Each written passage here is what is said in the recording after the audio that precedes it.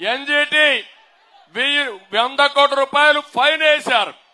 Fine వేసినా లెక్క పెట్టుకోకుండా ఇష్టానుసారం సిగ్గులేని ప్రభుత్వం 25 కోట్ల రూపాయల ప్రజాధనాన్ని ఎన్జిటికి కట్టారు.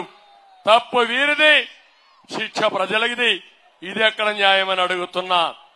అందరి నీవా పనులు పూర్తి చేయలేదు. నేను అడుగుతున్నా, ఈ కోడూరు ప్రాంతంలో గాలేరు నగిరిపైన పనులైనాయా తమ్ముళ్ళు అని అడుగుతున్నా. నీళ్లు వచ్చాయా అని మిమ్మల్ని అడుగుతున్నా. వచ్చే ఆలోచన చేశారా అని నేను అడుగుతున్నా. ఈ రోజు మీరు చూస్తే ఇక్కడ నీళ్లు తేకుండా పేర్లలుగా అందరి నీవాకి గండికోట నుంచి ఇంకో ప్రాజెక్టు శాంక్షన్ చేసి పెద్దిరెడ్డి 1500 కోట్లు పనులు చేయకుండా కొట్టేశారు. ఇవన్నీ నేను చెప్పాం, పోరాడాం. పోరాడితే తమ్ముళ్ళు అంగళ్ళలో నా మీద, తెలుగుదేశం పార్టీ కార్యకర్తల మీద 600 మంది పైన కేసులు పెట్టారు. ప్రతి ఒక్క కార్యకర్త పైన కేసులు పెట్టారు.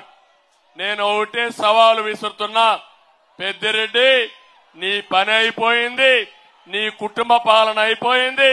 ఇక్కడ ప్రజల్ని చూశారు, నీ దోపిడీకి అంతం పలుకుతావని ఈ కోడూరు సభలో చెప్తున్నా.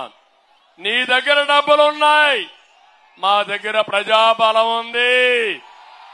ప్రజాబలం ముందు నీ డబ్బులు ఏమీ పని చేయవు. రేపు ఎలక్షన్ లో 10,000 ఇస్తాడు తమ్ముళ్ళు, సిద్ధమని అడుగుతున్నా. కొవ్వెక్కిపోయింది, బలిసిపోయాడు. ఇది బలుపు కాదు, వాపు మాత్రమే. ఇక్కడుండే మిథున్ రెడ్డి ఇక్కడి నుంచి పిఠాపురం వెళ్లి అక్కడ పవన్ కళ్యాణ్ ఓడిస్తాడంట. బచ్చా, ఓడిస్తావను? మీరు ఒప్పుకుంటారా తమ్ముళ్ళు అని అడుగుతున్నా. ఇక్కడే అతన్ని పూడ్చి పెడతారా లేదా అని మిమ్మల్ని అడుగుతున్నా. ఇంకొక పక్క ఈ పుడింగి పెద్దిరెడ్డి కుప్పానికి పోయి నన్ను ఓడిస్తాడంట. ఏం తమ్ముళ్ళు సహిస్తారా అని మిమ్మల్ని అడుగుతున్నా.